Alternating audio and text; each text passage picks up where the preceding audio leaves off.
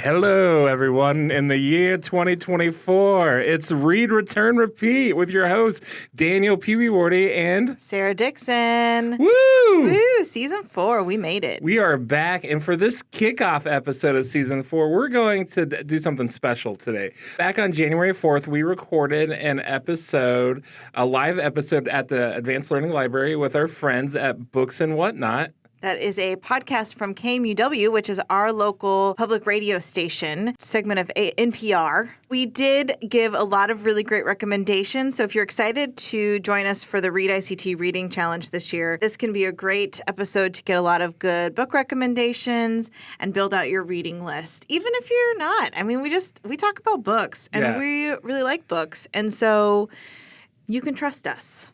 We're librarians. There was a book that Suzanne recommended about a lady whose husband turns into a shark that I was really interested in. I want to read that. So I'm just really excited for all of the books. Yeah. Except for, well, we'll get into it. We won't spoil anything. You guys listen to it. Let us know what you think. And welcome to Season 4.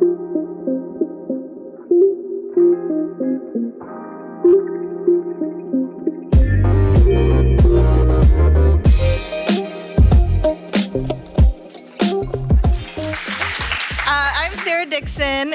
And I'm Daniel Wardy, and so our podcast is Read, Return, Repeat, and it's a ReadICT podcast.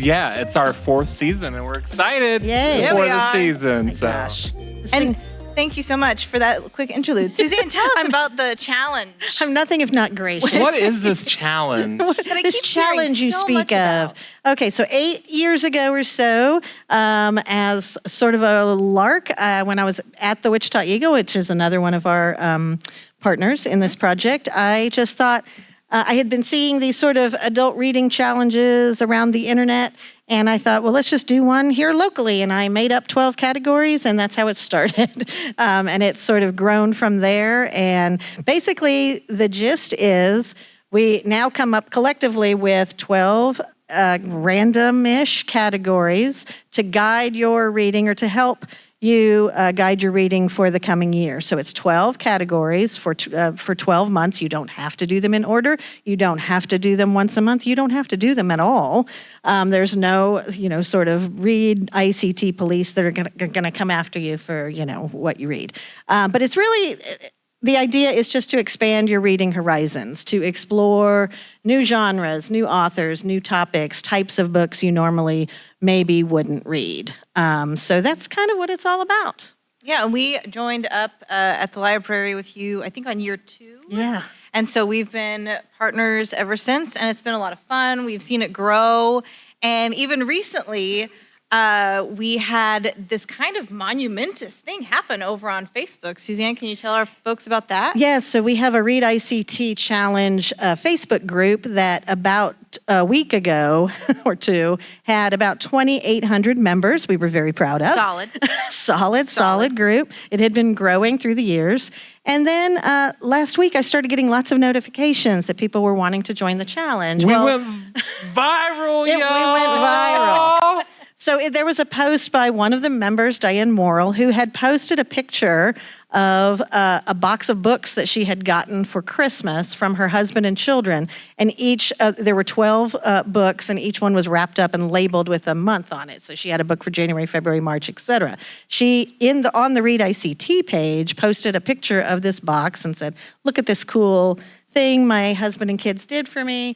That has not now gotten 16 million views or something. That's insane. Incredibly, just incredible. But at some point, the Facebook algorithm went into action and started suggesting our page to reader types around the world. So now we are up to close to 8,000 members on that group, and they're from all over, and we're having to explain what ICT is, but they're all in too. They're from Scotland and Ireland and South Africa and Australia and Canada, and anyway, they'll probably be listening to this podcast. So welcome. We hope. If you know about us. Listen to us, New Zealand. Yes. So if you know about us through this recent popularity of the ReadICT Challenge Facebook group, you are more than welcome to participate in this challenge. So welcome. Do they think it's like like a combination word of like read and like addict or something? Well, I think that was Okay. part of it. They thought it was like ReadICT. A lot of people thought ReadICT. But yeah, Silly of course, word. it's just ICT is so strange anyway. But then people on the Facebook group started checking in with their airport codes. Oh, I see. Okay, I'm from Atlanta, ATL. That's awesome. So it was very, very fun. It has been fun over there for the past several days and very exciting to watch. And I've been getting a lot of notifications on my phone and able to approve all, thank goodness. So that's what we've been doing. I know some of our folks have been trying to go through and approve things as well. We've just had so many requests, and that's great. It's a good problem to have. It's been great. So the first thing I think I will do is read off all 12 categories. I know that everyone in this room certainly has seen the new snazzy new bookmarks we have over there too, but and thanks to the library. This year's categories are: Category 1, a book with a map. 2, a book you meant to read last year. Category 3, a book about something lost or found. Category 4 is a collection. Category 5 is a book by or about someone neurodivergent. Category 6 is a book set in space. 7 is a book someone told you not to read. 8 is a book with a season in the title. 9 is a book featuring an animal sidekick. 10 is a book with a recipe. 11 is a book published the year you turned 16. And 12 is a book by an indigenous author, which we'll talk about it a little bit later, is a nice tie-in to the Wichita Big Read this year in 24. Absolutely. All right. Any general comments or concerns about the challenge, Beth Golay? No. I just want to clarify. She's all in. I dropped my phone. I apologize. It's fine. Oh, I was just going to clarify. A book set in space is like not Earth, outer space. I know like Earth is in space. That doesn't count. So, yeah, I just wanted to clarify Anything, that. not don't on we the say Earth. count it? Count for just it. about anything, though? Yeah, General rule. I should really say up front that the threshold, again, there is no one's going to hold you to anything. You can, the categories, when we're thinking about the categories, we think about ones that we think can be molded and shaped in a lot of different ways. You can read fiction, nonfiction, middle grade, YA, and all in these categories. But there are always people that are like, well, this book is set on another planet, but they're not actually floating through space, does it? And I'm like, count it. So just it's a free space category. Yes, it is. Yeah.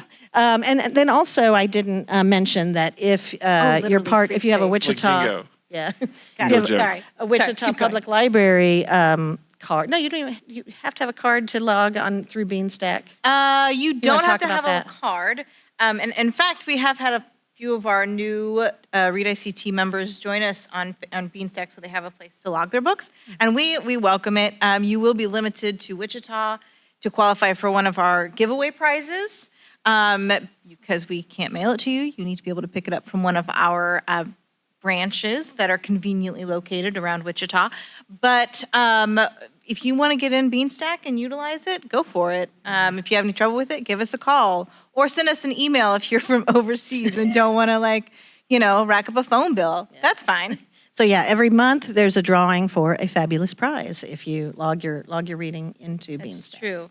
I guess I could mention that. We do. We have a bunch of fun, kitschy little book lover kind of items. And so every month that you log a book in Beanstack, and if you read all of your books all at once and you log them all in January, you just get the one January entry. If you wait and log them through every single month, then you get all of those. You got to months pace have an yourself entry. pace yourself for Maybe prizes, just keep logging books, or and just that's keep fine.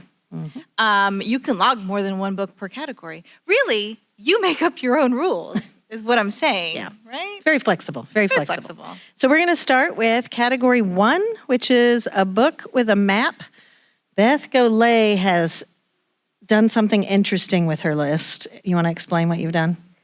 I have chosen every book for my list this year. I've pre-chosen, which I never do. Okay. I mean, we read enough books where we just kind of say, yeah, that works in the category. Every single book on my list this year is from James Mustick's 1,000 Books to Read Before You Die. I'm finally, doubling up and doing double duty. I've been wanting to read a book from this book a month since Suzanne and I discovered Mustick's book. And every single one of my 12 books tonight is from this book. Oh, that is cool. I can't wait to hear them because I don't know what you've And also, Beth promised to give me $20 if any of my books match her books. That is true. I was I gonna did not have pick my books recorded. from there, but maybe I'm just like really I was going to in say tune. no wagering, but apparently there is some. So, Beth, why don't you start us off? A book with a map. Mine is called Map. Collected in Last Poems of Wisława Szymborska. And she is a Polish poet, and she was the 1996 Nobel laureate. And this could also work for a collection because this book brings together more than 200 of her poems. And she died in 2012. This was collected and published in 2015. And I like the challenge of poetry for this one because, in one regard, it can be a fast read because, white space. But then to really sit down with the poem and to read it aloud and to study the enjambments, you can really lose yourself in a few lines. I do not have the book in my possession yet, so I'm not exactly sure what I'm in for, but it is titled Map, and I'm counting it. Got a map on the cover. I don't know. the word map. That's awesome. All right. So mine, what I thought I'd do for each category, I'm going to mention one book I have read and liked that would count for the category, and then I'm going to talk about one that I want to read. So my book with a map that I would recommend is The Wager by David Grann. It was a literary feast pick for us last year. He was here last year? Yes, he was here at the library talking about this book. You open it up, and there's a map of this course that these explorers took. It's about a shipwreck and mutiny, and it's fabulously researched and written. And David Grann, of course, is the author of Killers of the Flower Moon. Not sure if that one has a map, but it might. It probably does. I think it probably does. Yeah, It so does. Anyway, that's the one I would recommend. And then for my book that I want to read that has a map, I just got this one for Christmas, and I opened it up, and there was a map in it, and I was so excited because I didn't know there'd be a map in it. So it's called Fatherland, a memoir of war, conscience, and family secrets. It's by Burkhard Bilger. And I'm just going to read a little bit about it. As a boy growing up in Oklahoma, Burkhard Bilger often heard his parents tell stories about the Germany of their youth. Winters in the Black Forest, when the snow piled up, when Nazis came to power, yada, yada, yada. Turns out someone in his family was part of the Nazi party. And it's his sort of dealing with everything that comes with that, learning about what happened with his ancestors and, just dealing with all of the ramifications of that. So I'm really looking forward to this one. Sounds good. I actually had to giggle because you yada, yada, yada. Yada, yada, yada. Nazis, blah, and blah, so blah. that's why I was laughing. I was not laughing at Nazis. That's not funny. But that sounds good. That sounds really interesting. My book with a map is literally anything written by N.K. Jemisin because I love her. I think I've talked about her a lot last year. But she's got, if you want high fantasy, we've got the Broken Earth trilogy, the Broken Earth trilogy with Fifth Season, and there's an obelisk in the title, but they're Obelisk Gate, I believe. Maybe. I don't know. They're all three really good.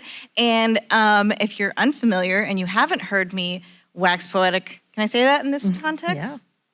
Anyway, about N.K. Jemisin's Broken Earth trilogy, the first one she wrote, and we should say she's a woman of color, and so she wrote this high fantasy book, won a Hugo Award, right? She wrote the second book in the trilogy, won a Hugo Award. She wrote the third book in the trilogy, and it also won a Hugo Award, which is high praise in the science fiction fantasy community. So, wow, I loved it. I don't even like fantasy. I loved it. But if you don't want high fantasy, all of her other books, her latest duology is The City We Became and The World We Make. And those are set in New York, so there's some realism there, but then on top of that, all of the boroughs are actual personifications. They have avatars that are actual humans. I'm not explaining this very well, but it's so good. It was weird in the best way. And she's just such a great storyteller. I love her. If we can get her on this podcast, I will lose all of my wits. I enjoy her story, and in a book I'll talk about later. She did one of the collections I read. Had hers. Nice. My book with a map. How many of y'all ever go on like road trips? Oh, love Like her. back in the day, we all had books with maps in them, and it's all on the phones. And so like when you go on like a road trip, or real like off the like. Because all the highways, there's like always cool stuff, right? And you never know like what to see. I've been using like atlasobscura.com for years to like find really cool like off the trail hidden things. And they have Atlas Obscura by Joshua Ford, Dylan Thuris, and Ella Morton. I think they like 1 or 2 years ago they just did a revised edition from their 2016 version. I take this book on every road trip I go because your phone never always works, and sometimes loading Atlas Obscura kind of gets hard. So. Definitely, it's a book that I recommend. I listen to a lot of audiobooks, so I don't know what books have a map in it. But I will say Evolution, was it De-Evolution by Max Brooks about the Bigfoots attacking the plant community in like Oregon. I was like, I bet that book has a map in it. So I went and got a physical copy, and it did. Because they talk like so detailed about the area in the book. I was like, oh, there has to be a map. So it's like, this category is tough for me because I listen to all my books. Yeah. But just goes to show that you can find a way, right? Mm-hmm. In the word map? Yes, absolutely. So category 2 is a book you meant to read last year. And if you don't have already a stack of these at home, then we're not doing this challenge correctly. What did you have for that one, Suzanne? I have not yet read the Heaven and Earth Grocery Store by James McBride. Also it was on mine. Every single best books of the year list, and New York Times, every Obama's list, every list I can think of. It was on there. I have it. I own it. Ding, ding, ding. I just have not read it, so that will be mine. That's actually on my list too, but I have like a whole bunch of them. I also, The Wager was on mine. All Boys Aren't Blue by George M. Johnson. I have a lot. I'm always wanting something to read. Beth? Mine is the William Trevor collection. Oh, yeah. And also could be another collection. But in addition to this, Adam O'Fallon Price is an author who several years ago started reading every story in William Trevor's collection and then writing his own essay. And I think he estimated that it would take him 3 years to get through the collection and write these essays. So in addition to reading the collection, I also want to read Adam Price's essays. Adam O'Fallon Price. Yeah.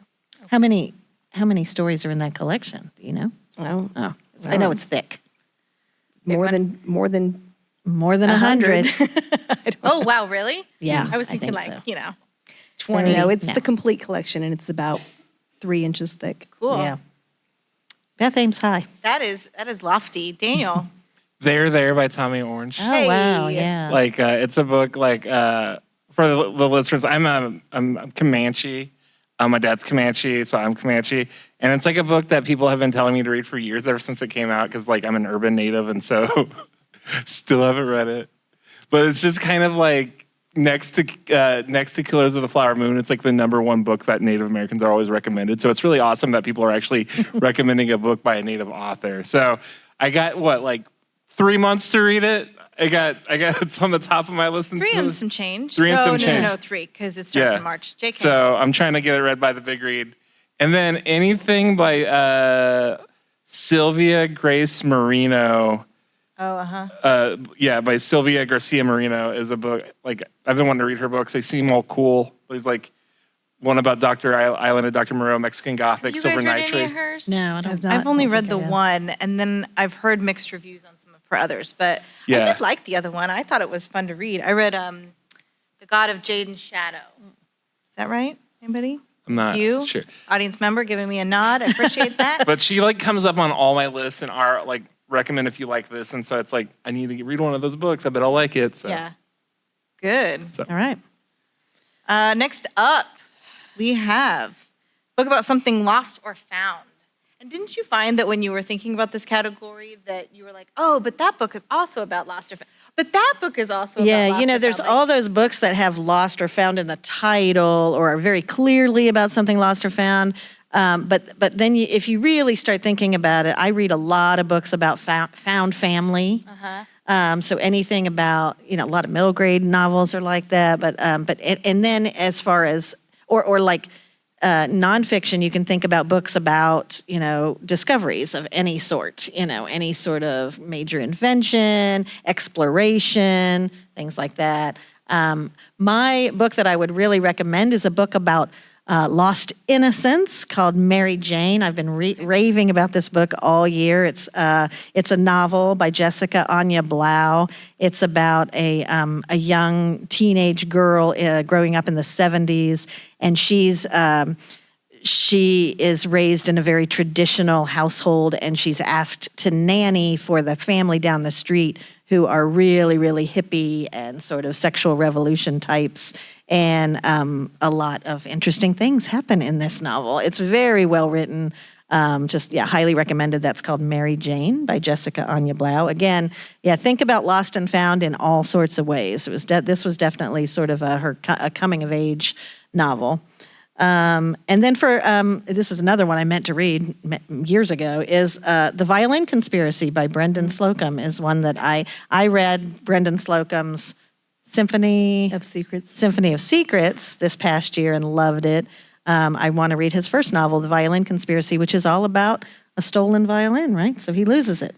Well, it's about... and other stuff. It's about a found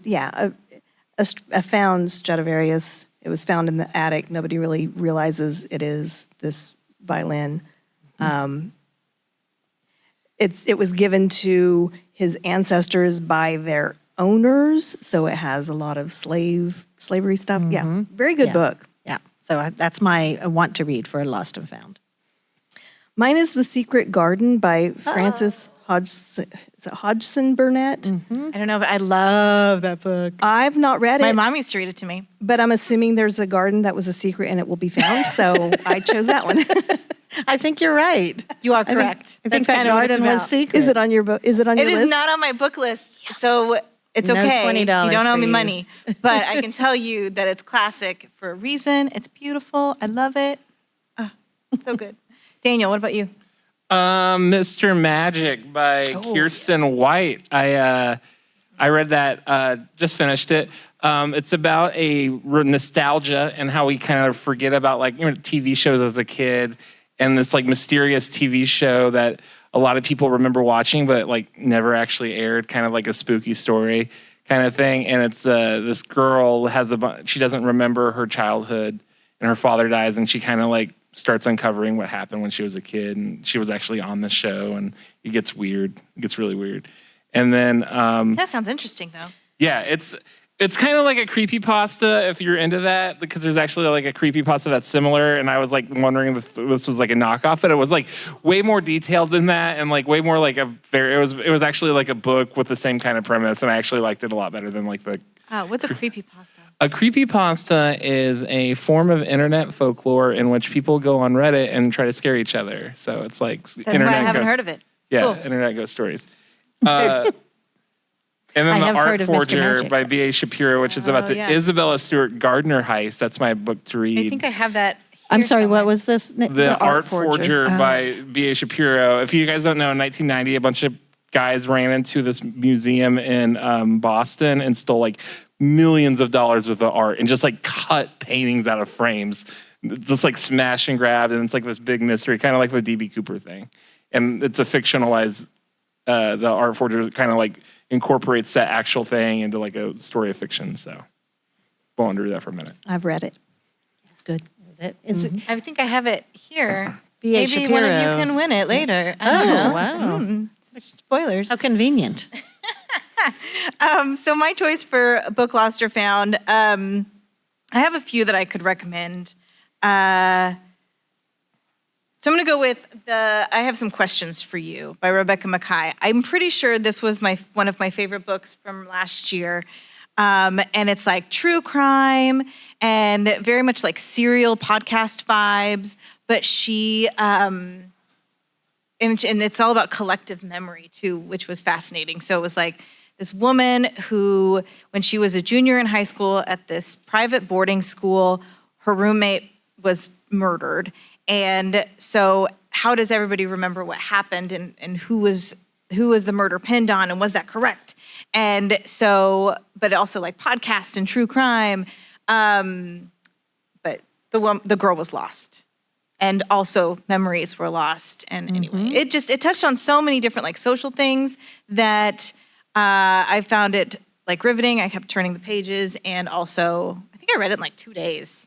And I don't usually read thrillers that fast. It was a great was so novel. good. And also they're trying, because it's sort of a mystery, they're trying to find out what really happened. So they're trying to find the solution to what actually happened to her too. Yeah. So that's a good one. It was so good. And then there's one that I did also do what Suzanne did with a book that I want to read. And it's The Future by Naomi Alderman. I think it recently just came out, but she wrote The Power, which was super good. And so The Future is, I think some people go missing in that. And apparently you also have to like email for the epilogue. So the epilogue is lost. Oh, wow. Isn't that fun? Oh, wow. You know how I feel about an epilogue. I don't know. How do you feel? What about are an your? epilogue? I'm not. I want the Suzanne hot take on epilogues right now. I tend not to like epilogues. Oh, I think man. they're cop-outs. Most of them, you're just like, just end the book. You don't need the epilogue telling me what's happening with them 10 years later. I generally don't like them. Not always. I just am not a fan. I tend to actually agree with you. I also don't really love a prologue. I don't love it. Just like get into the story. I'm ready. I only want to know like if the dog's okay. Did everyone You can actually, there's a website I think you can go on. DoesTheDogDie.com. Yes. It has dictated my like Netflix like watching a lot. I'm like, there's a dog in here. Hold on. Okay, we're not watching this. Before we leave this category, I simply must talk about Shark Heart by Emily Haybeck. That was another one of my favorite reads. Very, very strange. I love a strange, quirky novel, and this was it. It was a debut novel by Emily Haybeck about a woman, a newlywed couple, and he turns into a great white shark. I know it's a weird premise. You just got to go with it. They live in a world where things like that happen and people transform into different animals. But it's all about kind of what is love and letting go. And there's just a lot of things getting lost and found in that book. So I really, really loved it. I want to Shark mention Heart. Shark Heart. We talked about this in our last podcast because I'm afraid to reread it, and I'm afraid it's not going to stand up. But I kept thinking of Shadow of the Wind for this one because of I that cemetery of loved that forgotten books that is found. And so I'm going to. It's not in the Mystic tome. It's but- not. It should be. but that's one I kept thinking for more modern day. Yeah. I had like a nonfiction one I kept thinking of, and that's in The Immortal Life of Henriette Leto. Oh, yeah. That's a good one, too. That's a good one. That's a good one. I So that also one would be in haven't the read 1,000 yet. books Sarah Dixon believes that you should read before you die. I think So, that's actually that in and the Secret Mystic- Garden. Oh Yeah. wait, which one? The Shadow of the Wind? Yeah, Shadow Yes, of the Wind. Yeah. Yeah. But Or also I haven't Henrietta reread Lex. it in years, and you're right. What if I'm it doesn't live afraid. up? And I think it's Carlos Ruiz Zafón. That sounds right. Yeah. There's 3 names.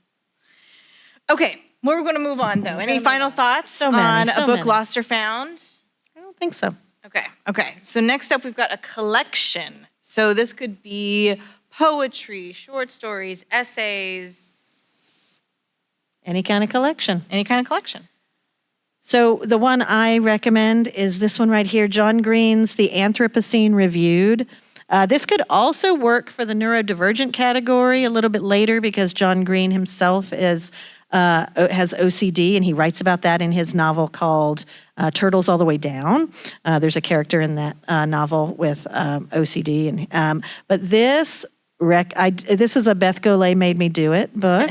She really, really loved it, and after I went, yeah, I'll get to it, and I finally read it. I read/listened to it. He narrates the audio. It's also fabulous. Tearful in many, many places, laugh out loud, funny, just fabulous. And yeah, I think I remember going to you saying, why didn't I read this earlier? And you were like, I told you. It was like one of your best books of the year. And it was one of my best interviews as well. Yeah. So one of my favorite interviews. He basically takes John Green as not the novelist of Fault in Your Stars and many, many other primarily young adult novels. He's a YouTuber. He's known for a lot of things.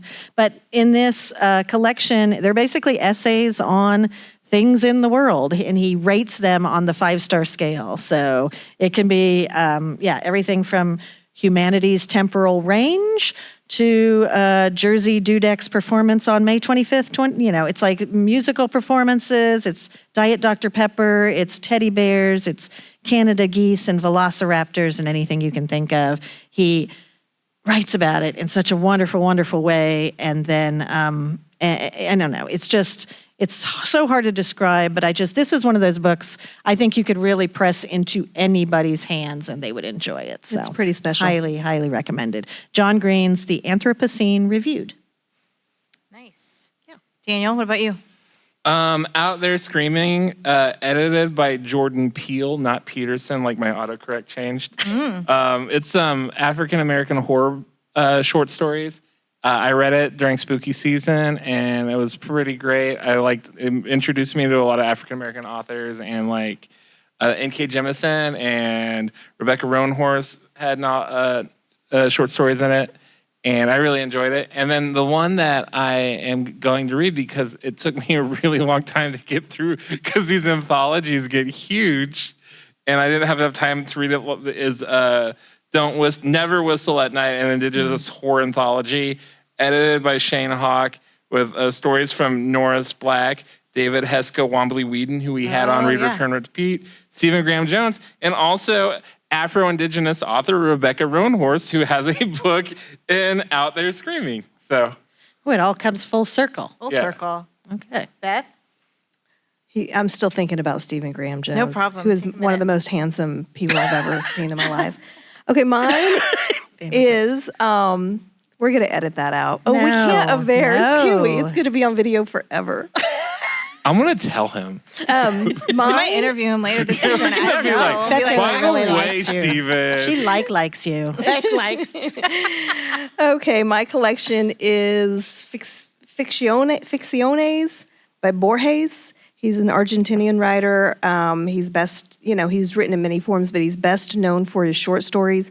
I was first introduced to him when I had to read the short story House of Asterion for class, and I just love him. I picked up a copy of this book at my favorite bookstore in Chicago, and that's my collection. It's on the stack already. I would love to read more Eudora Welty short stories as well. I really want to explore hers. I have a real hard time with short stories. Really? I think we've talked about this. I need something that pushes me forward to the next chapter. So I will. Have you considered reading a short story collection amid other things you read, like having one going, and when you just have a few minutes to do? That's what I love about short stories or essays. Is it's this just little sort of magazine length thing that you can. I'm going to send you some creepypastas later. And Me? Yeah, it'll change your opinion on short stories. It's fine if they're one. I'm read me the short story. That's great. But when I have to read a whole book of short stories, you don't have to read it all at once. Is what I'm saying. I know. But I want to because if I put it down, I may not get it back. Yeah. So none of mine are going to be. I'm just saying, stories. slow and steady is a good way to read any kind of collection, or on poetry, the bus. Or on the bus. Go. There you go. Don't let my not hatred. What would you say? Reluctance, prejudice to read short stories. Color your view of them. They're great. I'm sure they really are. This is in the category. It's for a collection, right? So it could be a joke book, absolutely. Technically, yeah. It could be a joke book. Yeah. So the what I was bathroom going to reader. suggest was either I really like Phoebe Robinson. I did talk about her last year, so I'm not going to go super into it. But hers is a series of essays about her life, her views on the world. She's hilarious and I love her. So, but also Mindy Kaling has written a couple books that are really good, and those came out a few years ago. So if you didn't get a chance to read those when they did, she's just a delight. And then what I think I'm going to try to read this year is the Call Us What We Carry, which is a collection of poems by Amanda Gorman. She wrote and read a poem at the inauguration, this last one, and she was 18, and she just was so vibrant and strong, and it was just amazing that this young person could get up there on a national stage and do this amazing thing. And so she recently put out a book. Well, actually, I think it was 2 years ago, but I have it, and I'm going to read it. I know it just seems like we buy these books. Yeah, it was just yesterday, but it was 3 years ago. Yeah. So that's a good my one. collection. So next up, book about someone or by someone neurodivergent. And let's take a minute to define what this means.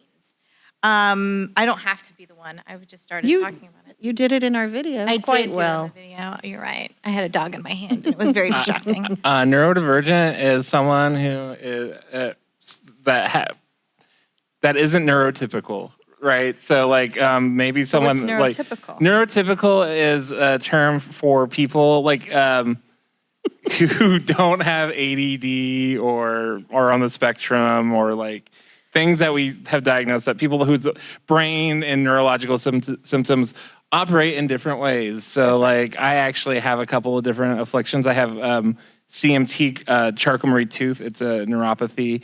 And I also have ADHD and I'm colorblind. So also like because of that, there's a lot of things that I'm neurodivergent with. And so like this category is for like authors who would fall in these categories of afflictions. Authors or characters, right? Characters, yeah. Yeah. And really, it's pretty broad. I mean, OCD, ADHD, autism, Asperger's. I'm going to talk about one that is something that I've never even heard of, Angelman syndrome. Is that what it's called? Oh, is that? And I think I know the book. Yes, you probably know. But anyway, so there's a lot out there. And if you are confused, probably just better count it. Yeah. So, yeah, that's kind of the lesson here. But there's this category, this genre has really exploded in the last few years, especially in the romance books. There's a lot of neurodivergent romances now. It's just as hopefully in society we become more accepting and more inclusive, it's just really showing up on bookshelves as well. I always know where like society is because I'll go to my parents' house and they're boomers and whatever like CBS shows they're watching. And so now they're watching a show with like a doctor who is on the spectrum, the good doctor. And I'm like, okay, so I guess like this is where we're at. mainstream now. As for society accepting different things, is that like... But wasn't Monk also a TV show Yeah. about like a Right. detective? I think every that was- detective House, is. wasn't he? I think every detective is neurodivergent, like Columbo, like for real. Girl. That would be a good thesis for somebody. You can take it. It's Sherlock. okay. You don't even have to give us Sherlock. credit. That's Yeah, right. yep, Sherlock. I like all the memes that say like, they're like old people will be like, hey, we didn't have people on the spectrum disorder back in my day. It's like, says your grandma who collects horses and like only wears blue Cleans shoes. the curtains every Thursday. Well, Okay. on that front, Daniel, why don't you tell us about your choice for a book by Okay. or about somebody neurodivergent? Okay, so I went down the celebrity rabbit hole on this one because I felt like it was like a easy way. First of all, I found out that Billie Eilish is neurodivergent. Oh. She's also Tourette's. vegan. By the Vegan. way. And Fact. she has a book. It's called By Me by Billie Eilish. By Me. That's the name of the book. It's really weird because like the name of the book is Billie Eilish by Me, so it's Billie Eilish by Me by Billie Eilish. I guess. Oh, like Billie library Eilish terms. is in the title and the author? I couldn't figure it out if it was called By Me or if it's called Billie Eilish. I saw it on different Self-titled. It was self-titled book, yeah. So, cool photography book that kind of chronicles the early years of her life with her career startup going into COVID and lockdown. So it was like, because she like heavily chronicled her life, and it was really cool seeing like all these photos from like someone coming up. But also today I discovered that in the fly fishing section, I've never met an idiot on the river by Henry Winkler, who is mostly known as the Fawns. And my friend has been sending me, like anytime I'm down, she'll send me like a tweet. And it's Henry Winkler saying something motivational with a picture of a fish he caught. And the dude is like, they're very optimistic. The guy is like very optimistic and wholesome on quality content on Twitter. And this book from like 2011 is basically all his Twitter account. It's great, and it's called I've Never Met Anybody on the River. But also Henry Winkler has a biography out right now, autobio. So I'm gonna probably read that next and get that audio version. And I hope he reads it. I don't know, but yeah, love the Fawns. We got a he does Yeah. from the audience. Hey. That's wonderful. Nice. Yep, he does. have a memoir. Hey. We're gonna jump the shark. This season. Beth, what do you want to talk about what you chose? Yeah, I'm making a lot of assumptions with this one. I chose Who's Afraid of Virginia Woolf by I think Edward that's a safe Albee. assumption. Yeah. Or else I'm pretty sure Sherlock Holmes is in here too. So that's my backup. Yeah, that's good. The one I recommend that I read many, many years ago, I know it's been mentioned for this category, The Curious Incident of the Dog in the Nighttime by Mark Haddon. It's told from the point of view of an autistic child, an autistic boy. Very, very well written. The pace, I remember the feeling of the pace of this novel just being super like, just like your resting heart rate went up as you were reading this novel. And it really, really immersed you in sort of the way he thought and felt, and I highly recommend that. I also really recommend one that I've talked about on our podcast before, Strange Sally Diamond, which was one of my favorite books of 2023 by Liz Nugent, a neurodivergent character that you just absolutely fall in love with. She's somewhere on the spectrum, and also it's set in Ireland, and it's a very, very dark, disturbing story, but one that's really, really good. That's Strange Sally Diamond. Dark and disturbing, but read Dark it. and It's so disturbing. fun, you guys. Right up my alley. So one that I read was the Kiss Quotient, and the other two that followed it by Helen Hong. Is that how you say her name? And so in the first two books, actually in all of the books, there is someone who is autistic or otherwise on the spectrum. They are a little spicy, so don't pick them up if that offends you, but they are really cute. And the first one is told from the point of view of someone who is autistic. So he just wants to, find a human connection somewhere. And so it was just really well done and nice. One that I want to read is Happiness Falls by Angie Kim. It's fairly new, I think. And it's like thriller because it's about this dad that goes missing with his son. And the son is mute because he has Angelman syndrome. Is that what it's called? Yes, Angelman syndrome.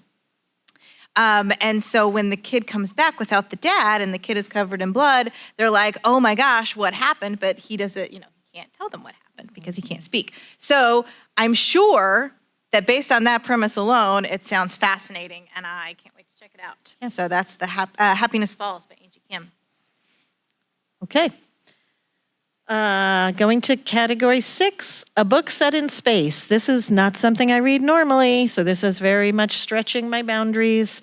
I want to read Project Hail Mary. Everyone's raving about Project Hail Mary by Andy Weir, author of The Martian. I know I should read it, so I'm going to. And that's all I'm going to say about that. Is this his third? This is the one that just came out, right? Yeah. Okay. Well, it didn't just come out. I think it came out maybe last year, a year or two ago. It came out after The Martian. But I think, Project Hail Mary. I've been seeing ads for that. Yeah, so. Beth, you want to go next? I don't like books or movies about space Okay. at all. Although The Martian is one of my favorite movies, but he's never really in space for very long in that movie. I'm going to But science he's not on stuff. Earth. But isn't he on Mars, which would qualify based on our But current... he's not out of the atmosphere. He's Yes, on Mars. but he's on Mars, which is our space. We're saying it's off of Earth, so therefore it is space. Off-world is the correct term. It's not in James Mustick's book, so I chose a space that scares me only slightly less, and I chose 20,000 Leagues Under the Sea by Jules Verne. It's very similar. It's a different space. I also thought, Room by Emma Donoghue, talk about a combined space. There are just different ways you can talk and think Count about it. space. Yeah. That's true. I love looking at that in different ways. That I have read, if you haven't read the Hitchhiker series by Douglas Adams, classic. Pick it up. Just do yourself a favor. Unless you don't like funny things or joy, then you can leave it alone. But I obviously do not. That is in this book. Is it? Mm-hmm. Oh, but you didn't choose it. You didn't choose the Hitchhiker's Guide to the Galaxy. I did not. All right. I like space. Likewise, A Wrinkle in Time, if you haven't read it, classic. But one that I want to read is called Station Eternity, A Mid-Solar Murder. That sounds fun. By Mur Lafferty. So I don't really know anything about it. I just really like the title, and I'm gonna check it out. I think there's some murders. Obviously, they're in space. In space. And it must be mid-solar. Mm-hmm. Yeah. I'll add something later after dinner. Okay. Like Beth and Suzanne, I never read books about space. You probably can't tell it by looking at me that I would never read a space book. They have horror books in space. I'm just kidding. I was like, Daniel, that doesn't make sense. Top of the book I went with was a book I read over COVID, Dune by Frank Herbert. Obviously classic. Takes place on Arrakis, and a little bit takes place in space. They fold space. My husband wants to give you a standing ovation right now. It's his all-time favorite novel. I haven't read it. I don't know if I'm going to, that book is 800 pages, and I don't know if I'm ready to jump into the other ones. But newer books that I'm excited to read.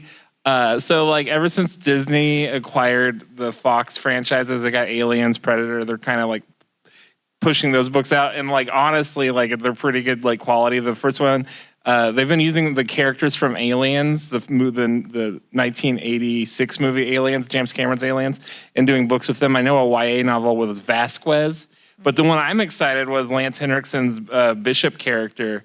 There's Aliens Bishop by T.R. Napper coming out. Or it just came out. It came out last month, so I'm going to read that one. Okay. He's the guy that is a robot. No one's seen Aliens. I'm sorry. I haven't seen it. In space, no one can hear you scream. So, well, good thing we're on Earth. One thing I will add, I was at Watermark Books in Wichita on New Year's Day, and one of their booksellers was raving about a book called The Six, The Untold Story of America's First Women Astronauts. And that just came out. It's nonfiction. Oh, cool. She really, really loved it. It was Melissa over there, whose opinion I highly respect. It's basically, it's sort of a hidden figures kind of story, true story about first women astronauts. So she recommended that.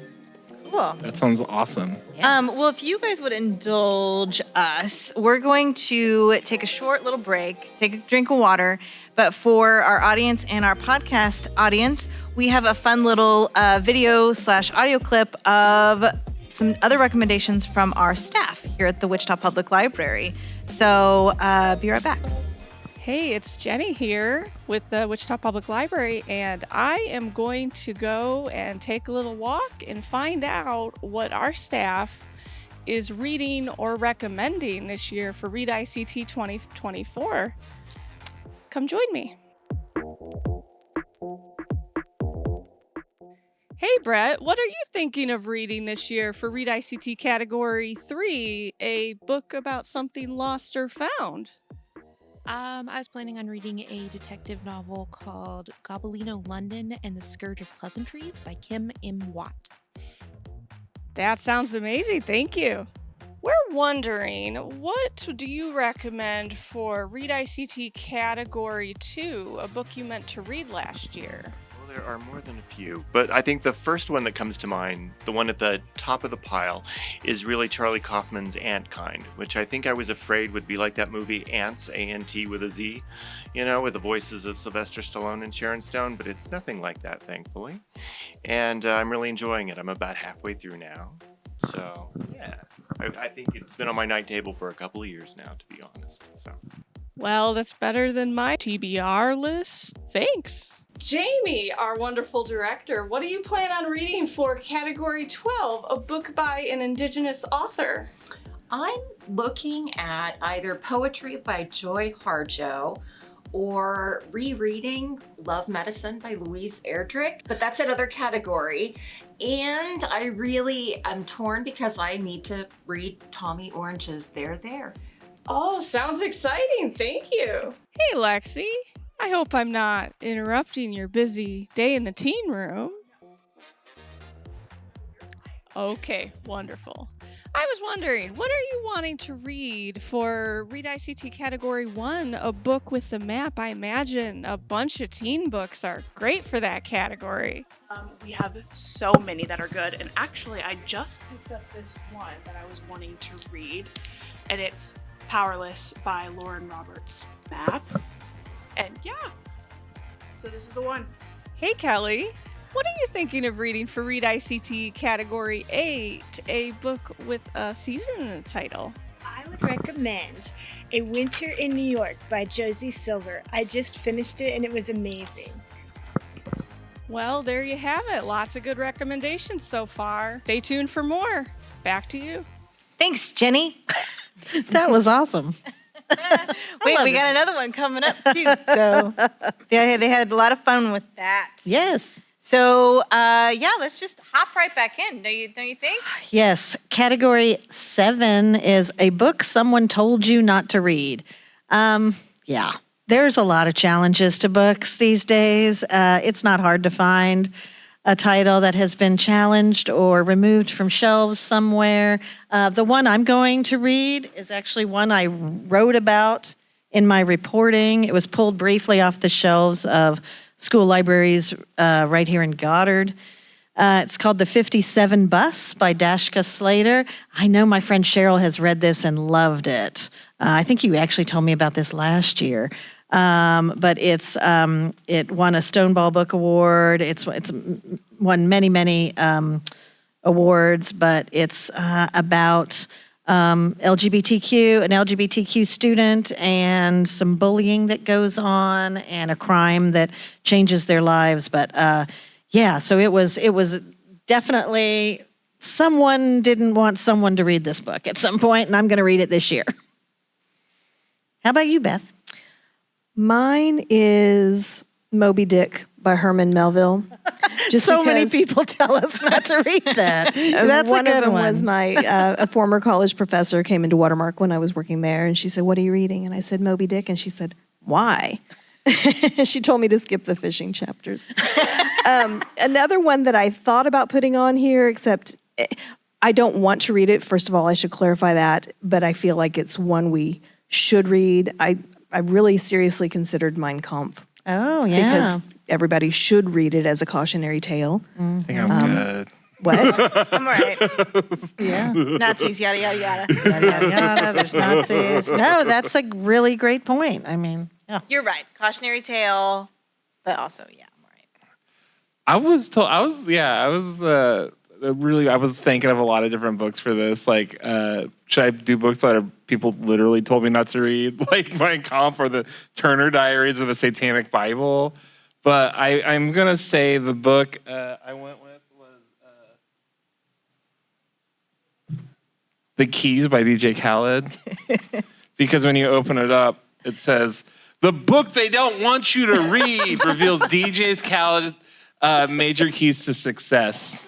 And then the book I'm going to tell you guys not to read is The Life-Changing Magic of Tidying Up, The Japanese Art of Decluttering and Organizing by Marie Kondo, because she has a whole chapter on books in here and how you shouldn't keep them around your house. So, like, don't read this. Down with her. I feel like that's the wrong book for this crowd. Like, don't tell us to get rid of our books, right? For me, I thought I'd take this in a direction where I'll tell you what not to read, because it was the worst book I read last year. Oh, wow. And that was Hell's Half Acre. Hot take. Oh, gosh. But maybe it would be a perfect book for someone else. Yes, absolutely. By all That was means. not I'll for even you. tell you what it's about. It's about the Bloody Benders, who are here. They were the first serial killing family. They were really kind of gross. And I feel like that's what they called themselves, right? The first serial killing family. It's like some weird. It's really kind of the only serial killing family, I think. But were they really family? I mean, I read the book. I know. And I interviewed Susan Jonas for it. Yeah, But you hated it. I interviewed the author. Oh, you did? Oh, don't tell her I said that. I won't. I didn't like it. She's like done. across the pond, isn't she British? Yeah, she's fine. She's fine. But it's about the Bloody Benders and very true crime. And, if you like that kind of thing, you could check it out. I didn't like it. That's all I'll say about that. But a book that I really hope to read this year, and also one I think that's in my stack here, is The Hate You Give by Angie Thomas, because I have not read it, and it is on a lot of banned books lists. Then there's that whole category of books where people are like, do not read this book if you are, if you get upset easily, or like so many people said, do not read A Little Life by Hanya Yanagihara, which is one of my all-time favorite novels now. And it does rip your heart out and tear it to shreds. And I totally understand the warnings about it, but it was a fabulous book. So if you can also think about it, the category that way. If you love getting your heart torn out and ripped Yes, to and shreds, stomped on and never for put you. back together. Absolutely. Sounds great. It was Love fantastic. My other one for this was anything by Bret Easton Ellis, because I feel like his fans have a love-hate relationship with him, and they always they read his books, but they also hate his books. And they're like, no, you don't read it. Don't read it. It's a waste of time. That's American Psycho. Yeah, right? and like Art of Attraction, or Rules I of was just Attraction. going to say David Foster Wallace, Infinite Jest. Like I feel like people. I feel like the people that read those books are also like not like they know it's like arduous to read or whatever, and it's like not for everybody. So that's because all my friends that are Bret Easton Ellis fans, I'm gonna read one finally. I think. Do it. I'll tell you not to read it. Then you can count it. Yeah. So next up, we've got a book with a season in the title. I have, for many, many years, wanted to read Empire Falls by Richard Russo, and it has fall in the title, and this is going to be the year that I read it. I love Richard Russo. I love his other novels. I loved, I mean, Nobody's Fool is one of my favorites, but I've just never read it. So Empire Falls is going to be mine. The other one that I've heard great things about, I hope it's not on anyone else's list, Last Summer on State Street, which came out last year by Toya Wolf. That was highly recommended to me, too. There were like 10 books in this that have a season in it. Yes, like Boys of Summer or things. I mean, so lots of different genres as well. I chose Winter's Tale by Isaac Dennison. Isaac Dennison is the pen name for Karen Blixen. She was portrayed by the actor Meryl Streep in the movie Out of Africa. And so this is her book. It's Isaac Dennison is a woman, and this is her book. It's a collection of haunting Gothic tales. Wow, okay. That Good sounds one. like it might be on my alley. I get you. Okay. How about That you, it wasn't Sarah? on your What's your Oh, picks? thanks, Daniel. Okay, so one that I did read, but I can't really remember many of the plot points because it was years ago, but I remember really liking it, and it was Winter People. I would recommend reading this one in the fall when you're ready for spooky season because there's some ghosts, I think, and like people mysteriously go missing, so also lost or found. But it was really good. It's by Jennifer McMahon, and I have liked several of her other books, but Winter People. And then the one that I want to read is actually by a local author. We had her on our panel for Local Author Day last year, and it's The Longest Autumn by Amy Avery. And so that one's going to be kind of fantasy. I looked it up. It says it just came out, I think, this month, actually. She's actually going to be at Watermark this month Oh, for perfect. that. Yeah, it's just coming out. So it's about like a human who has to escort this god of time, autumn. No, it's a human and the god of autumn. And they go through this like journey and they go through this enchanted mirror and then they get locked and stuck in the human realm and they can't get back and like because autumn has to go and bring autumn to the world. And so anyway, it sounds really good and I'm excited to read it and support one of our local authors. Yeah, that's great. That's awesome. It sounds like Spirited Away, so like that makes me want to read it, like with the whole idea of elementals and stuff. Did you go yet, Daniel? No, I have not. Why don't you tell us? So I was like, this could be inventive, right? It doesn't have to be winter, spring, fall, summer, whatever. You could do like different seasons, like, if you're single, you know about breakup season and you know about cuffing season. And like, I looked up, I'm like, there has to be a book called Cuffing Season. And there's like 5 and they're all bondage, like 50 Shades of Grey books. So, and then there was a book about breakup season, but I guess it was like an Alaskan detective novel because I guess when the ice thaws, they call it breakup season. I can't remember the name of that author. Honag, I think was her name, or like something like that. And it's about like a indigenous Alaskan. It's kind of like, that one looked interesting, but my actual real books are Winter Counts by David Hesko Wombly Whedon. Great. We had him on the podcast. It's a great detective novel if you're into like mysteries. Also, R.A. Salvatore has the Neverwinter Nights saga. I ended up accidentally listening to an R.A. Salvatore book because he writes books that take place in the Dungeons and Dragons universe, and Audible gave you a book that like they had celebrities read, and Ice-T of all people is like reading a Dungeons and Dragons short story in this collection, the Legend of Drix, who is like this character that is like all the R.A. Salvatore books take place. And everyone says Neverwinter is one of the better sagas, and so I'm gonna. Oh, is that the graphic novel you showed me? Which one?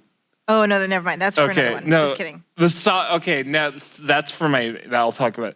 But the title is, the first one is Gauntlgurm, and that's Neverwinter, Charon's Claw, The Last Threshold. It's very nerdy stuff, but I was like, I'll check it out. There's a book for everyone out there. Someone on the ReadICT board mentioned that she's going to be reading Love and Saffron for this because there's a seasoning in the title. Yeah, that's clever. Saffron. Right? Yeah. So I said count it. I mean, why not, right? Yeah. It's a good book, too, by Kim Fay. Okay, what's next? We got category 9. That's going to be a book featuring an animal sidekick. We should have brought our dogs. My dog would have hated that because she's very scared. But Beth, what is our tome there have for animal sidekicks? My Dog Tulip by J.R. Ackerley. It's one of the first books of the me and my dog genre. And what I found interesting is that The Marley and Me genre. Yeah, E.M. Forster was one of the early readers of this book, and he said that Tulip demanded recognition as a creature of her own right, as a dog of dogdom, and not as an appendage of man. Oh. That's right. My Dog too. Better recognize Tulip. Is it on your list? Nope, it's not. No, of course I was waiting. I was like, no, not that one. Didn't quite catch it. Daniel, I'm going to let you go first because I feel like we have a couple in the same category here. All right, I'll just do one so we don't have any crossover. But I'm just going to say my favorite fictional animal is this cat that's a giant hairless sphinx named Lying Cat. And it can speak, it says one word, and it says it could tell you if it's lying, and it's from Brian K. Vaughan's Saga. It's a graphic novel series. I think they're working on a show for HBO or Netflix. It's just really whimsical, this fantastic world that doesn't make sense. It's a story of these two warring races. One people are people with wings, and one people are people with antlers. And they don't mix, but they had a baby together, the main characters did, and they were Star-crossed. So everybody is chasing them, and Brian K. Vaughan also did Paper Girls, which is an awesome. He's one of the best graphic comic book writers out there right now, and if you like weird fantasy stuff, check out Saga by Brian K. Vaughan. Okay, well, I wasn't going to choose that one, so good. Good deal. Suzanne, you want to go next? Oh, okay. I don't care. One that I've read long ago and love is Travels with Charlie by John Steinbeck. It's a nonfiction book by Steinbeck about his travels across America with his poodle, Charlie. It's fantastic. One I want to read this year is actually a nonfiction book called An Immense World, How Animal Senses Reveal the Hidden Realms Around Us by Ed Yong. It's basically just how animals see the world, and I hear great things about this book, and I just got it on sale, and I'm excited about it. It is so good. You've read it? It took me all year because I tried to get the audiobook, and I don't listen to audiobooks very fast. So I checked it out. I listened to a lot of it, checked it out again, and I checked it out a third time. I got all the way to the last chapter, and of course, I had to wait because there's hold lists, which is why it took me all year. And so I finally just checked out the book to read the last chapter so that I could, and then I got to see the pictures too. So, But he reads the audiobook and he has a very soothing, British voice. Well, I hear such wonderful things about it, and I need to read more nonfiction. Cool. So. It's it was just fascinating to hear how other animals experience the world. Yeah. Wow. Speechless. Okay, I feel good about my choice. Yeah. Mm-hmm. Very good. Mine are all fiction. My ones that I've read that I really liked with animal sidekicks, you've got Starter Villain, which just came out by John Scalzi. We did get to interview him for the podcast. I can plug it because it's our podcast. And so they've got spy cats that are spies that can type on computers. It's great and weird, but fun. Very much Douglas Adams vibes. So if you liked Hitchhikers or any of Douglas Adams write anything other than Hitchhikers? I don't know. Is he in your book? He's probably in there. Beth will look it up for us. I want to say a book I do want to read in this category is that Shark Heart book Beth was talking about. Her husband's here to do a shark. Yes, What's it's that fabulous. about? It's great. It is so great. There are other animals in there too, but yes. And Remarkably Bright Creatures. A lot of people read that last 2 years and loved it. Narrator. Yeah, which had an octopus, as a narrator. The one I want to read is Fourth Wing. Oh, yeah. And I'm going to say that because I'm pretty sure it has a dragon, and like the dragon is the sidekick, right? Yeah, there were dragons. It's been checked out, and it's taken me months to get it. So it could also be a book that I meant to read last year. And I believe it's also got a map, so it could be a book with a map. So I see some nodding from the audience. I'm just saying, you could read Fourth Wing and apply it to any of the categories, probably. I'm sure there's something lost and found in there, too. Oh, yeah, probably. Or if you have yet to read Lessons in Chemistry, I mean, 630 is the best. He was the best character in that book. What's the dog's name? 630. Yeah. I want to read that. That's on my to-read list, too. All right. Okay. We are all the way to category 10. Yes, a book with a recipe. I love cooking, so I can't wait for this category. I'll go. It does not have to be a cookbook. It can be, there are all kinds of books in this category. I would highly recommend Taste by Stanley Tucci. The audio is fantastic. It's Love his, Tucci. it's a, Who it's doesn't? yes. Would you have anything to say about Stanley Tucci, Beth?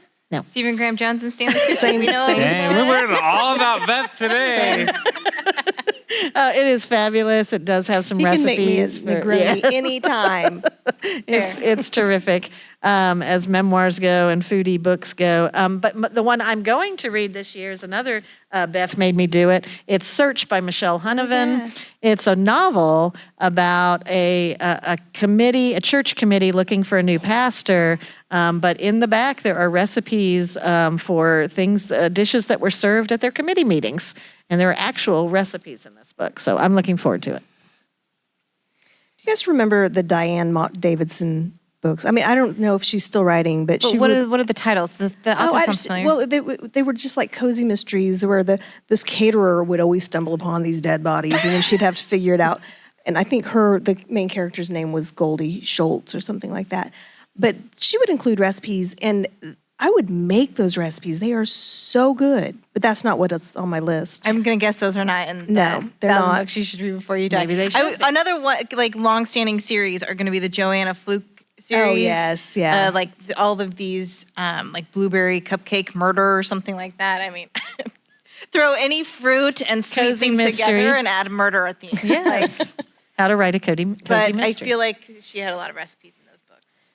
So okay, now you may continue with your real choice. I didn't think I was going to find one in this category in this book, but in the 11th hour, I found Clementine in the Kitchen by Samuel Chamberlain. It was published in 1943, and this is Chamberlain's memoir of Americans eating well abroad and at home, and it includes an assortment of traditional French recipes. Oh. That actually reminds me of which I did not even think to include here, silly me, but Foods of a Younger Nation, which I'd have to look up the author, but it came out a few years ago, and it was like a collection put together by the WPA, and they went around to all these different like regions and interviewed people on what they would make, and I think it had these weird recipes in it. And I remember I had a book club and we tried to make the recipes, but they were basically, I mean, what people would put together when they were rationing things. So they didn't have, all of the wonderful ingredients for flavor. It was for protein and sustenance, and it might look like a congealed mess, but darn it, it was going to get you fed. So anyway, it was called Food of a Younger Land, and I may have that description completely false, but it was really good. I remember Food of a liking it. Younger Nation, you said. Is Did it I? land? I don't remember. Okay, Food of a Younger If you something. type it into a search engine, it will Yeah, probably Food of a come back. Younger. I think the something. author's first name is Mark. Okay. I'm all about like cookbooks that are like regional and local. Like we grew up with like when I was a kid, I'm from Oklahoma, and we grew up with the county assessor's office like book that they've been doing for generations. Like I have a great grandmother that has a recipe in there. Kind of what they did, they go around and like suspiciously, I won't say her name, but a famous chef also from Oklahoma has a lot of similar recipes. She's stolen from your grandma. No, from the county. I said like those. Yeah, public domain. She's more than right to take those recipes. But I never figured out that like it's a cherished book, and they did like 100th anniversary for the centennial of Oklahoma. But does Kansas have a Not cookbook familiar. like that? I've Not that I never. know of. Yeah, but that would be cool. We do have a whole lot of cookbooks in our Yeah. special collection. And so many cookbooks are good reading. I mean, Yes, agreed. there's a lot of cookbooks. Salt, Fat, Acid, Heat was a great. It's in here. Great. It is. That's a great book. And then there are so many. There are just so many cookbooks. A Dinner, a Love Story is one that I really, really love because you've got the recipes intermingled with sort of family life and creating your, just sort of centering your family around the table. And there are lots of, Home Cooking by Lori Colwin is fantastic. Anyway, a lot in this category. But I didn't.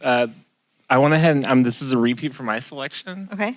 The Keys by DJ Khaled is a recipe for success book. And right at the Recipe for beginning of the Success. cover, he the one tells- they told you not to read. Yeah, the book they don't want you to read reveals DJ Khaled's major keys to success. And he has a list of the recipes that I want to share with y'all. Stay away from they. Secure the bag. Respect the code. Believe in the hustle. And win, win, win, no matter what. So, That sounds like good advice. Classic. yeah. Thanks, DJ Khaled. DJ Khaled. We the best. Win, win, win. I need to All I clarify. do is win. Yeah, I lied. That salt, acid. Oh, it's not in- heat, it's no. not in there. This one is Flour, Water, Salt, Yeast by Ken Forkish. Really? Yeah. Flour, water, salt, yeast? Is that It's just bread. a cookbook? Is that by the ratio guy? The ratio book's really clever. You read that one? It's like he breaks everything down by ratios and shows you how easy it is to make things and how it's all about science. I can't think of who wrote that. I'll look it Like up. Water for Chocolate, does that have recipes in it too? No. Would you There's so pick? many. One that I was sorry. actually the one I want to read is The Crying in H Mart by Oh, Michelle yeah. Sonner. Probably didn't say that right. But it's about this Korean American woman who spends a summer, I think, in Seoul with her grandmother and her mother making all these recipes in the kitchen and eating food.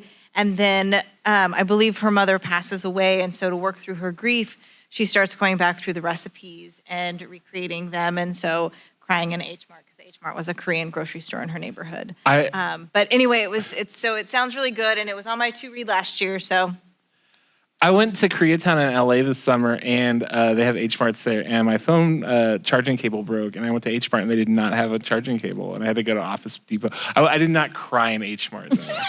well, So- good. But I now I want to read it because I was like, I Yeah, almost cried in almost H Mart. cried I in relate H to this heavily. I think it's a little bit different, Okay. like grief over a phone cord, grief over a lost family member. But Daniel, who's to tell you? Did anybody not go? I think we did. I think we all did. We all get to share. Okay, we're rounding off with category 11. Okay, I this can one- start because I know this one dates you and tells you how old you are. That's So all right. I think we're all okay with it. We've decided we're okay with a it, book. right? The book published the year we you were turned all 16. 16 in 2001. We can all just go pick a book from my year. Yeah, I'll go ahead. So 2001 is when I turned 16, I believe. I hope I did the right math on that. American Gods by Neil Gaiman is a book I would recommend. What a great book. That's so good. And the book that I haven't read yet, but I might read, but probably won't, is The Corrections by Jonathan Franzen, since he's also like the read great that. American novelist, and I haven't read any of Franzen yet. So. Yeah. I had to Those read are them in high goodies. school, or not high school, but college class, and I was like, Jonathan Franzen. Won like some awards, whatever. Yeah. I'm not going to tell you what year they were published. If you care that much, you can look them up. But I have the one, like Harry Potter, the second book, Chamber of Secrets, came out the year that I turned 16. I did not start reading them until I was well into college. But then the one I want to read is Stardust by Neil Gaiman, because I love that movie. It's so good. And so I've never read the book. I should pick up the book. I didn't realize Neil Gaiman was that old. He's not. You're just young, really young. That's okay. I don't think that's true. But There's a lot of Harry thank Potter. you for thinking that I could be. You are. You're young. You're younger than us. I had like 3 J.K. Rowling books to pick for my year because Fantastic Beasts came out, and the rules of the rules of Quidditch came out that year too. Like those supplementals. For all the pretty good Quidditch year. you're going to be playing. Yeah. So I turned 16 in 1984. The 80s are an interesting year for publishing, interesting decade for publishing. But The Witches of Eastwick came out that year. I've never read it. Love the movie.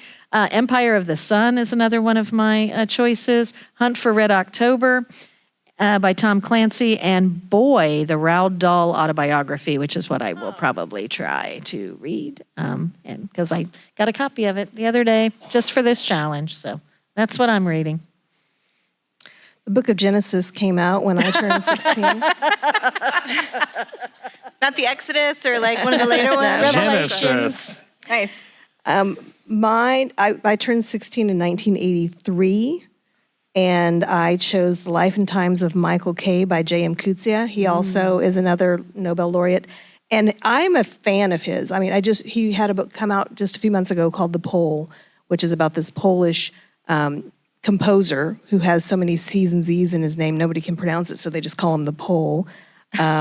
He wrote a book called Foe, which is reimagining Daniel Defoe's Robinson Crusoe.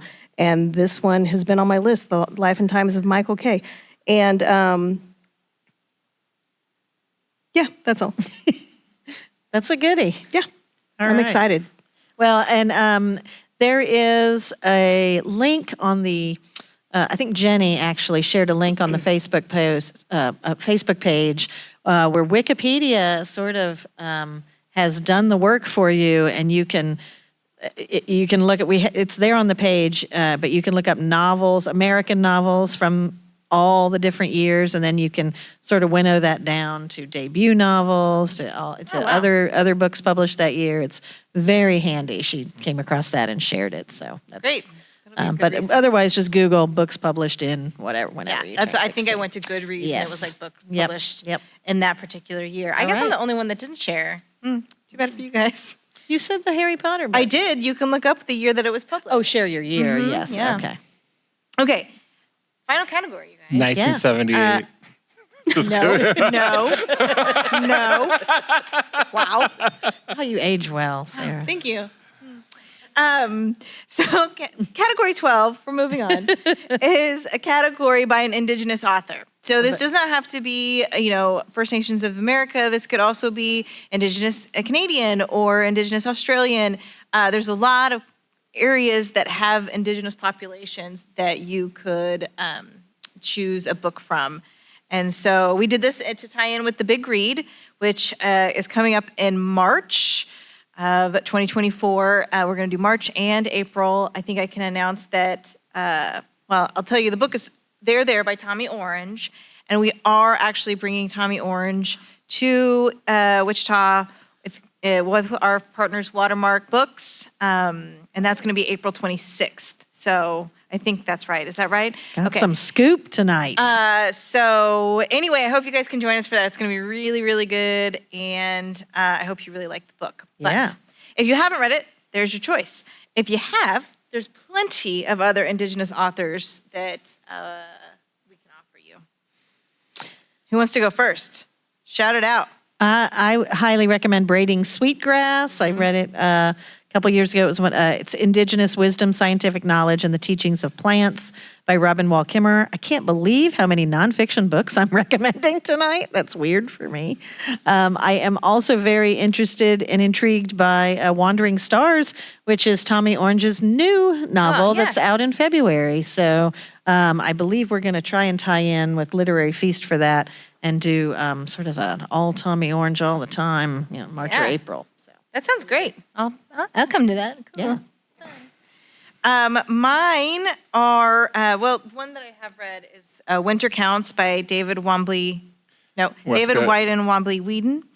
You must have Heska in there. Heska. Yeah, it's fine. We'll put it in the show notes because I just messed up. Yeah, there's going to be a list shared. But we did interview him for the podcast, as Daniel had said earlier, and it's a murder mystery. It's on the Lakota Nation reservation, and they even hit Carhenge. Yeah, it's really it's a cool book. It's a cool book. It's fun to read. Murder and I think trauma is okay with you, but still, it was. The second installment comes out this year. I think that's what when we were looking it up, they said 2024 is when the next one will drop. So hopefully it comes out soon. So you have time to read the first one, if you so choose. The one that I want to read, though, is The Removed by Brandon Hobson. He is the, it's going to be with the Cherokee Nation, and so his family dealing with grief, their kid dies, they have this bonfire coming up, and that also coincides with some Cherokee national holiday, but also the death of the sun. And I think it starts to blend between like what's real and what's spiritual and all these different things. And it sounded really, really just cool. And so I would like to read it. I'm sure that I messed that up, but So, yeah, that's it. That's all I got.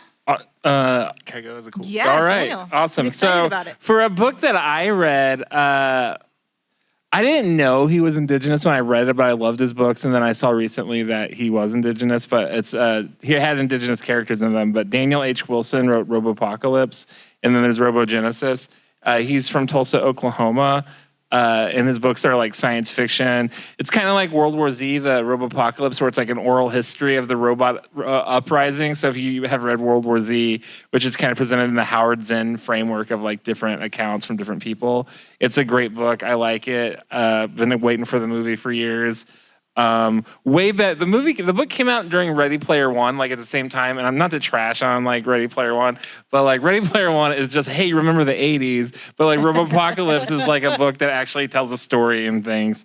And then for books I want to read is like, we're in like this native author renaissance, and a lot of these books that people are reading by indigenous and native authors are all books that are like within the last 10 to 20 years. And I was like, I'm going to read some of the old like classic pieces of Native American literature.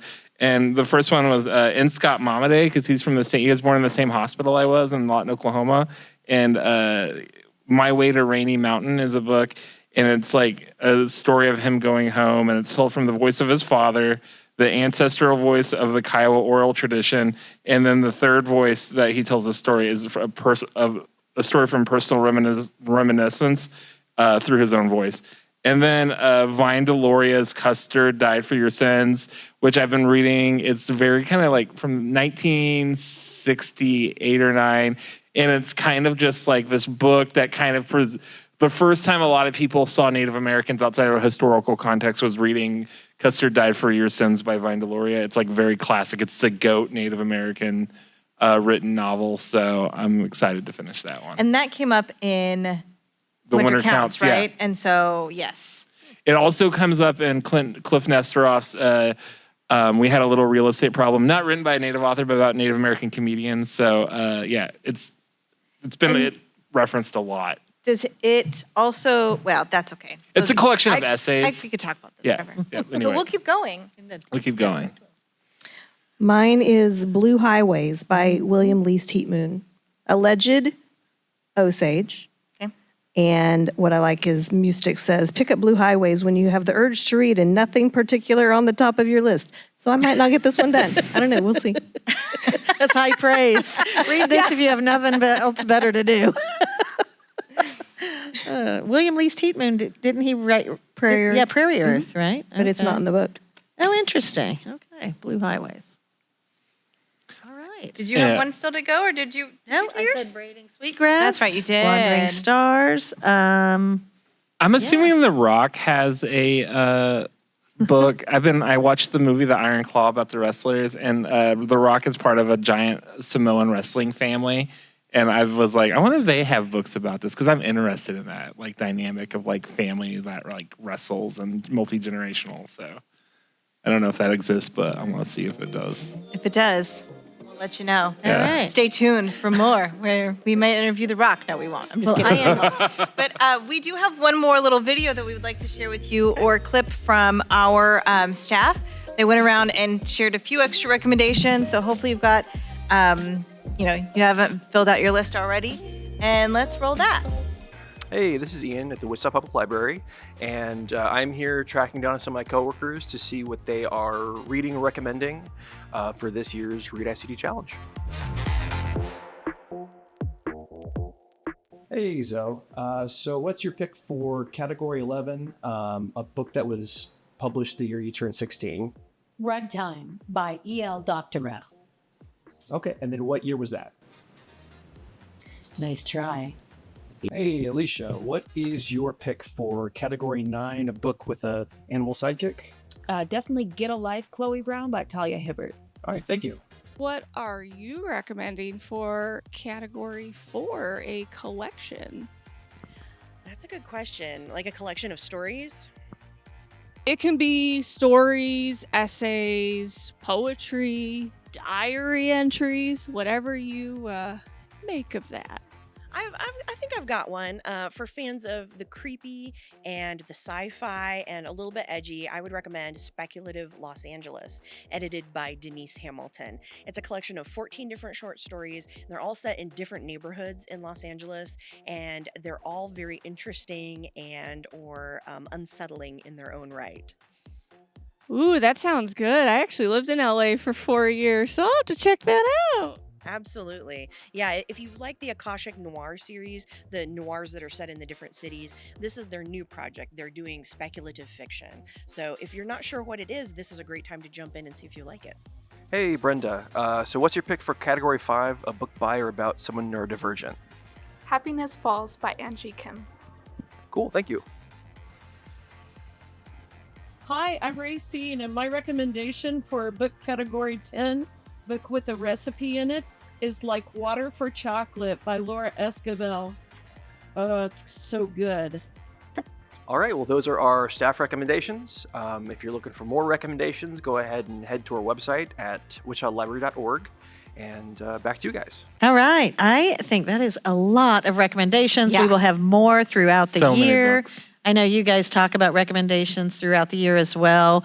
If you weren't taking notes tonight, that's okay. We're going to have a very inclusive list of all the books that were mentioned today. And we just want to thank you for coming out. Thank you so much for participating in the challenge. Absolutely. We the best. Happy for you. And that's a wrap on our kickoff episode. It was so fun to discuss books with our friends Beth and Suzanne, and it was just so many book recommendations. So if your brain is full, Check them show notes. Yeah, check them show notes. Yeah, I'm really excited for season 4. We're gonna we have more episodes planned all throughout the year. We're gonna have more great guests, and we're doing a little bit of some different types of episodes, right, Sarah? Yeah, we're going to try to bring in a few little mini episodes where we have our podcast team come on and just talk about book trends, what we're reading, just kind of keep it really easy and simple, but have more fun with it. Yeah, it'll be a lot more fun, and I'm kind of excited to get Ian and Jenny to talk about some things. If you guys remember Ian from the short stories from season 2 and Jenny from doing promotions throughout the last 2 seasons, that's book recommendations throughout the last several seasons. So yeah. They've been really integral to behind the scenes, and so now we're going to bring them out so and that just they kind of can have a chit chat about books. Heck so yeah. But yeah, it's going to be a great season. Stay tuned. Also, if you are interested in more in-person stuff, we have book-related events throughout the year, book swaps and different ReadICT related events. So make sure to check wichitalibrary.org/events for more information about upcoming events. Absolutely. Okay, let's get on to those credits. So, as we said before, a list of the books discussed in today's episode can be found in the accompanying show notes. To request any of the books heard about in today's episode, you can visit wichitalibrary.org or call us at 316-261-8500. A big shout out to Suzanne and Beth from Books and Whatnot, and also to KMUW for helping us put the show on. This has been a production of the Wichita Public Library, and a big thanks goes out to our production crew and podcast team. To participate in the ReadICT Reading Challenge, please visit wichitalibrary.org/ReadICT. You can stay connected with other ReadICT participants, which blew up at the end of 2023, on our ReadICT Challenge Facebook group. You can find out what's trending near you, post book reviews, look for local and virtual events, and share book humor with like-minded folks. To join the group, search #ReadICT Challenge on Facebook and click join. And don't forget to log your books in the reading tracker at Beanstack. Each month you log a book in the challenge, you're eligible to win fun prizes. If you need any assistance signing up or logging books, give us a call, reach us on chat, or stop by your nearest branch. You can follow this podcast on the Spotify app or stream episodes on whatever platform you listen to podcasts. If you like what you heard today, be sure to subscribe and share with all your friends. Bye. Bye.